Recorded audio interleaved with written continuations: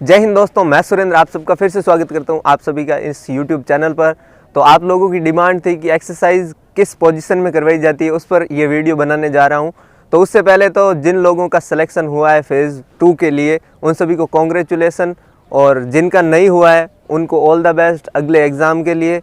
और किसी की एज अगर लास्ट थी तो आपके लिए कुछ इससे भी बेटर होगा, लाइफ में ज़रूर होगा।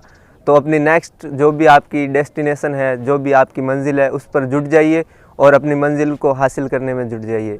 तो आज जो हम डिस्कस करेंगे वो करेंगे पुशअप्स, सिटअप्स और स्क्वाट्स के बारे में।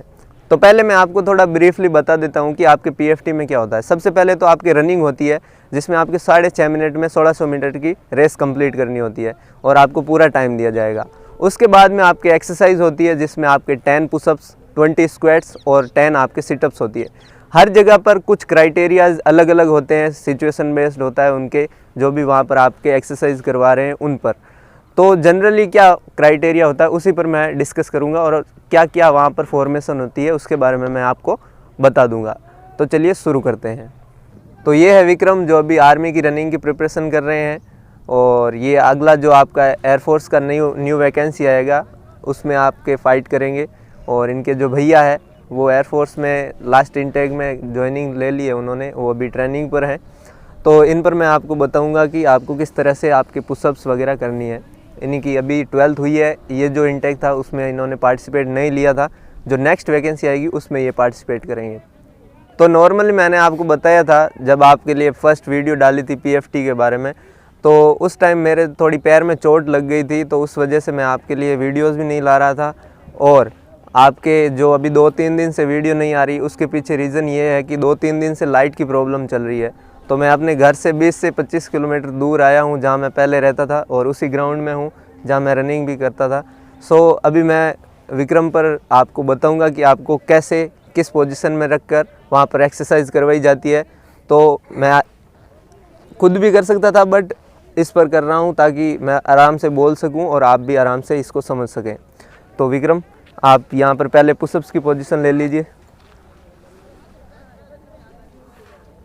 तो सबसे पहली बात इसमें ये है कि आपको एक तो अपनी हिप है जो ऊपर रखनी है, और आपका जो हाथों के बीच का पोर्शन है वो आपके कंधों तक की साइज का होना चाहिए, बीच में ज़्यादा गैप नहीं होना चाहिए। फिर आपको अप डाउन करवाया जाएगा, जहाँ पर आपको 2 से 3 सेकंड का होल्ड भी रखा जाएगा। तो डाउन, और अपने हाथों के पोर्शन को थोड़ा अंदर की साइड, अप, डाउन,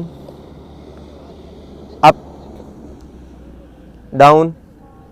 इसमें आपको ध्यान रखना होगा कि आपकी हिप थोड़ी ऊपर होनी चाहिए और बाकी आपका पोर्शन थोड़ा ढलान में होना चाहिए। अप। तो इस तरह से आपके जो पुशअप्स होती है, तो ये तो मैंने आपको बता दी कि आपके पुशअप्स की क्या पोजीशन होनी चाहिए। आपके 10 पुशअप्स होती है, जिसमें आपके 2 से 3 सेकंड का गैप रखा जाता है, आपको होल्ड करवाया जाता है। अब मैं आपको बता देता हूँ कि आपके 20 जो स्क्वाट्स होती है उसमें आपके क्या पोजीशन होती है। स्क्वाट्स में आपके मतलब जहाँ पर आप जाओगे फिजिकल के लिए, वहाँ पर आपको कुछ क्राइटेरियाज में चेंज देखने को मिलेंगे। कुछ में आपके हाथों को सीधा रखा जाता है, कुछ में आपके हाथों को गर्दन के पीछे रखा जाता है। तो नॉर्मली क्या पोजीशन होनी चाहिए उस पर मैं आपको डिस्कस करता हूँ। तो पहले तो आपको अपने पैरों के बीच में ज़्यादा गैप भी नहीं रखना, आपके लगभग एक पाँव बीच में आ जाए उतना ही गैप रखना है। फिर आपके हाथों को मान लीजिए सीधा रखा जाए, और जब आप डाउन होते हो तो एक चीज़ का ध्यान रखें कि आपकी कमर जो है वो जहाँ तक हो सके स्ट्रेट रहे, झुकना नहीं है ज़्यादा। और आपके जो घुटनों का पोर्शन है वो जब आप झुकते हो तो आपके इन पंजों से ज़्यादा बाहर नहीं आना चाहिए, और ये पोर्शन होना चाहिए एल शेप में। और फिर आपको पूरा बैठाया भी नहीं जाएगा। तो इसके बाद में आपको अप, फिर आपको डाउन, अप, डाउन, अप। इस तरह से आपको 20 स्क्वाट्स लगवाई जाती है। तो ये तो होगी आपके पुशअप्स और स्क्वाट्स की बात। वहाँ पर थोड़ी रेत थी तो हम यहाँ पर रोड पर आपको बताते हैं कि आपके स्क्वाट्स की क्या पोजीशन रखी जाती है। तो नॉर्मली आपके उसी टाइप, जिस टाइप में आपके स्क्वाट्स में या तो आपके हाथ सीधे रखे जाते हैं या आपके गर्दन के पीछे, तो उसी टाइप से आपके सिटअप्स में होता है, जिसमें आपके 10 सिटअप्स होती है। यहाँ पे आप लेट जाइए। अब नॉर्मली आपके जो हाथ है उनको पीछे करवा देंगे, या तो या आपके गर्दन के पीछे।